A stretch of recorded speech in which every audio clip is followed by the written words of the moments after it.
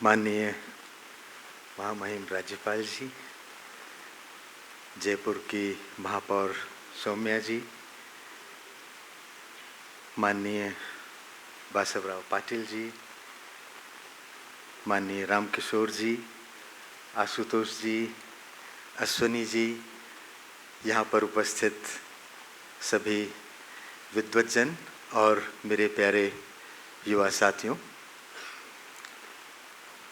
सर्वप्रथम माँ भारती को नमन करते हुए मैं आप सबका नमन करता हूँ। ये सौभाग्य का विषय है कि इस युवा संसद में मुझे भाग लेने का अवसर मिला। उसके लिए मैं आशुतोष जी, अश्विनी जी, आप सभी का आभार व्यक्त करना चाहूँगा और इतने विद्वज्जनों के साथ मंच साझा करने का अवसर मिला। यहाँ पर बहुत अच्छे अच्छे चित्र लगे हुए हैं एपीजे अब्दुल कलाम जी के, माननीय मोदी जी के, चाणक्य, गांधी जी, इन सब के विषय में आपको अच्छी जानकारी है और सबके रोल का भी आपको पता है। आज विश्व डेमोक्रेसी डे भी है, वर्ल्ड डेमोक्रेसी डे भी है और इस तरह की युवा लोगों की जो संसद यहाँ पर बैठी है बहुत ही विश्वास दिलाती है। आज पूरे देश की नज़रें हमारे युवाओं पर टिकी हुई हैं। भारत युवाओं का देश है और सबकी नज़रें युवाओं पर टिकी हैं कि आने वाला समय इन्हीं युवाओं का होगा और जो हमने 2047 का जो लक्ष्य रखा है, भारत एक विकसित भारत के रूप में बनेगा, उसकी बागडोर आपके हाथ में है। मैं शिक्षा के क्षेत्र से जुड़ा हूं और युवाओं से पिछले 40 वर्षों से मेरा संबंध रहा है और जिस प्रकार के युवा आज हम भारत में तैयार कर रहे हैं, मुझे कोई लेश मात्र भी संशय नहीं है कि भारत जरूर एक बार विश्व गुरु का पद पर पुनः स्थापित अपने को करेगा। आप लोगों का आत्मविश्वास, आप लोगों के चेहरे पर वो मैं पढ़ सकता हूँ कि किस प्रकार से भारत को आगे ले जाने की दृढ़ता आप में है।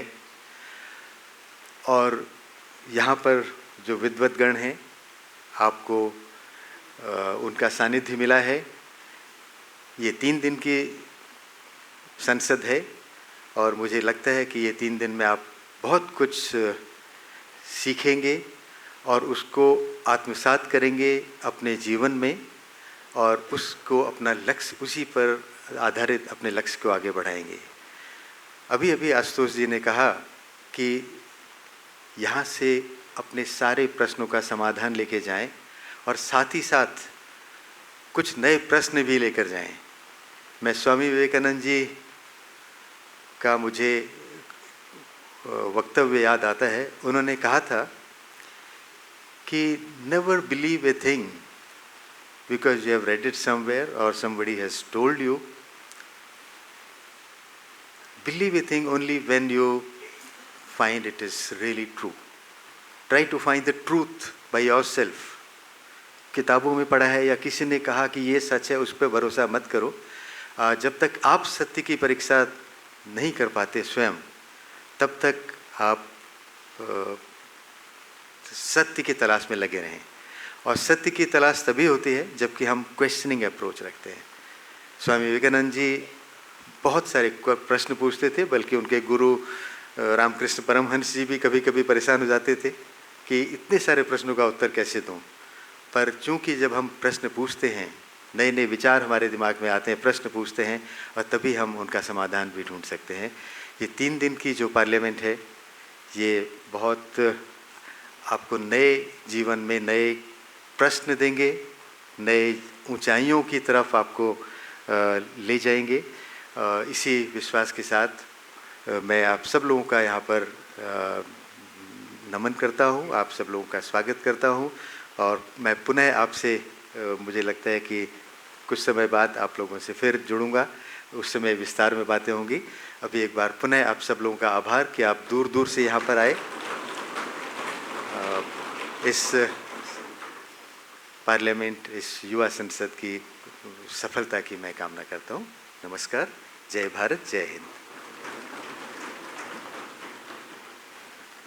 आपका हार्दिक आभार पंत साहब। लोकतंत्र में सवाल करना ज़रूरी है। छिपा साहब ने कहा, आशुतोष जी ने कहा और पंत साहब ने कहा।